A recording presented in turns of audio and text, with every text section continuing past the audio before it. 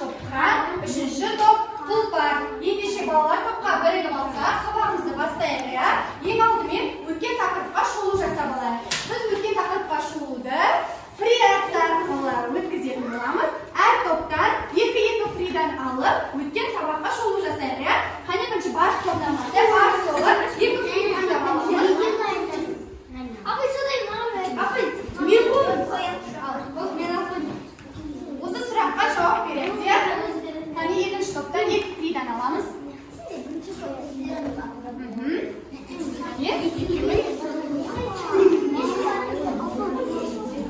Qani bolalar, endi birinchi topdan kim javob beradi?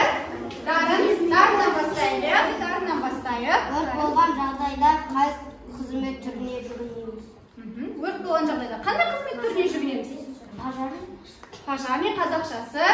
Өрт сөндіруші. Өрт сөндірушінің телефон номерін білеміз ба?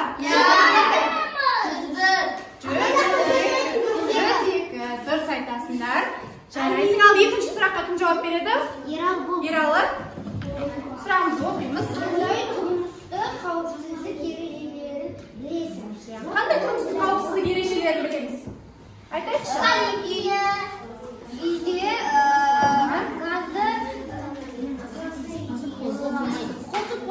газды қосып қойға болмайды. Тағы не істеуге болмайды? Шақпен ойнамау керек, сүрткен жақпау керек. Тағы да басқа қауіпсіздік ережелерін сақтауымыз керек. Тағдарын бұл жерде ата-ананың көмегімен ұшақты ұстауға болмайды. Қолды кесіп алыңыз. Дұрыс айтасың. Жарайсың. Қане бірінші топқа шапалақ ұрайық, иә? Дұрыс жауап. Ендеше балалар, өткен сабаққа шолу жасасақ, бүгінгі жаңа сабағымызды бастайық. Жаңа сабағымыздың алдымен тақырыбын анықтап алайық. Ол үшін барлығымыз мына жерге қараймыз. Қане балалар, бірінші суретте нені қараймыз? Эйфель мұнарасы қайда орналасқан? Қай елдің астанасы?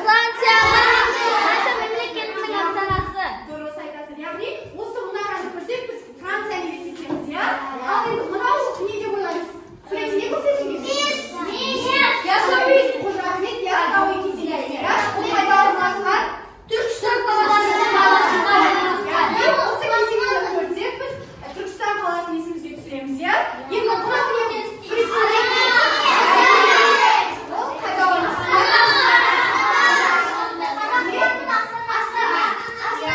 Яғни бәйтеректі көрсек, біз елордамызды елестетеміз, иә? Енді мына суретте не көрсек? Дубай. Осы мұнараны көрсек, біздің есімізге енді былай қараңдаршы балалар, біздің қазақтың бай екенін, батыр, ержүрек, бай халық екеніміз неден аңғарамыз, білеміз ба? Алтын адамнан. Дұрыс айтасыңдар. Не балалар, біз бұл жерде нелерді көріп тұрмыз? Не қалаларды, құрылыс нысандарын көріп тұрмыз, иә? Сондықтан балалар, бізде әр елдің осындай өзінің құрылыс нышандары болады екен. Яғни біз бұл құрылыс нышандары арқылы ол елдің салт-дәстүрін, мәдениетін, әдебиетін және тарихын біледі екенбіз, иә?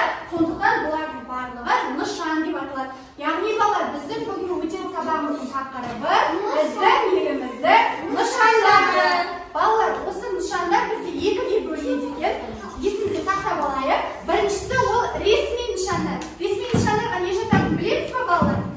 Ресми нышандарға ендеше есімізге сақтап алайық. Біздің еліміздің әнұраны, елтаңбасы және туы біздің еліміздің ресми нышандарына жатады екен. Яғни біз бүгінгі сабақта еліміздің бейресми нышандары жайлы өтетін боламыз.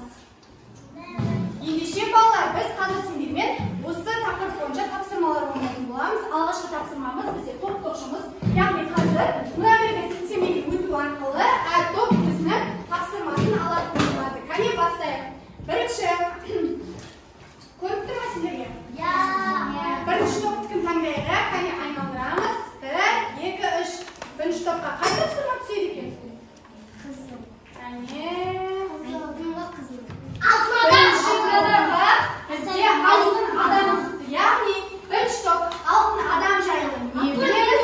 Яғни алтын адам жайлы барынша мына жерге мазмұнда топпен жұмыс жасаймыз. Барлығымызға 5 минут уақыт беріледі.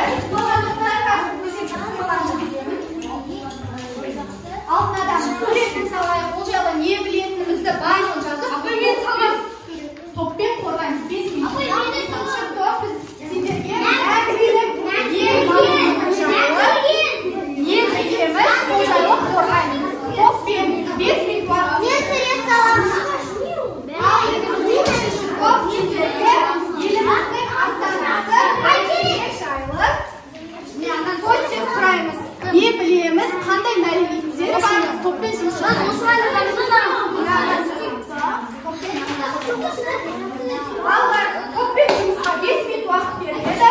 Қайтып бірінші бітеді және дұрыс жауап береді.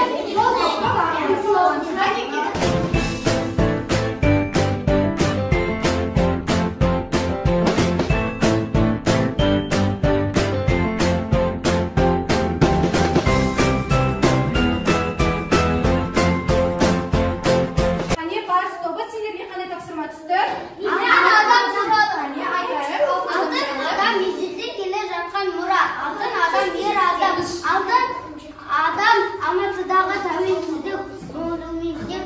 Басындағы қатты барыстың үстінде бейнеленген алтын адам қазақтың ұлттық нышандарының бірі болып табылады.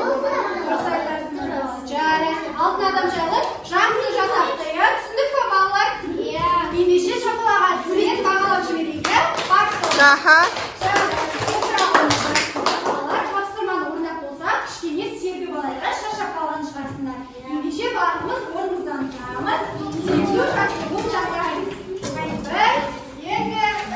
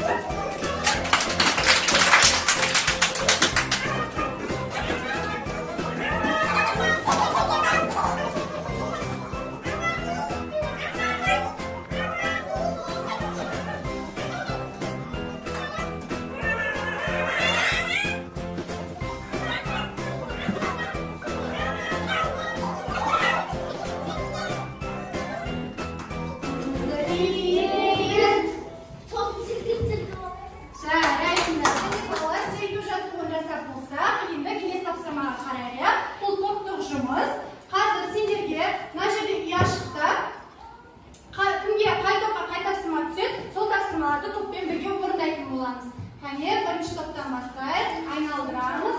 Қандай тапсырма түседі екен бірінші топқа?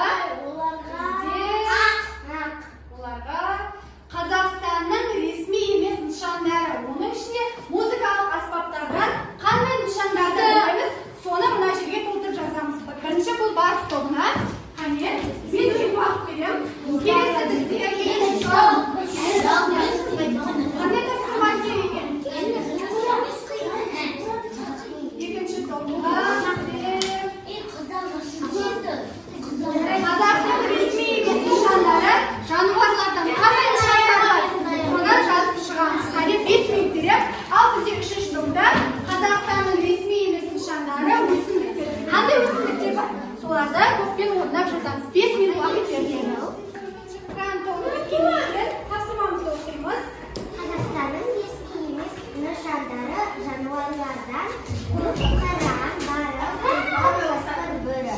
Дұрыс айтасың. Бұлай, яғни Қазақстанның қандай нышандары екен? Аяқталды. Сіздерге сабақ ұнады ма? Иә! Сабақ жайлы түсіндік пе? Иә!